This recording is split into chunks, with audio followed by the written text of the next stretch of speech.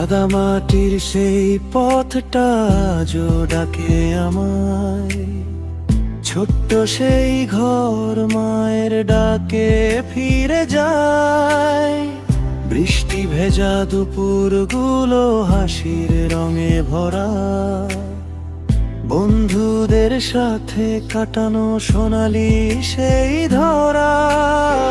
সময় কেন এত তাড়াতাড়ি চলে যায়, ফিরে পেতে মনটা শুধু কেঁদে যায়।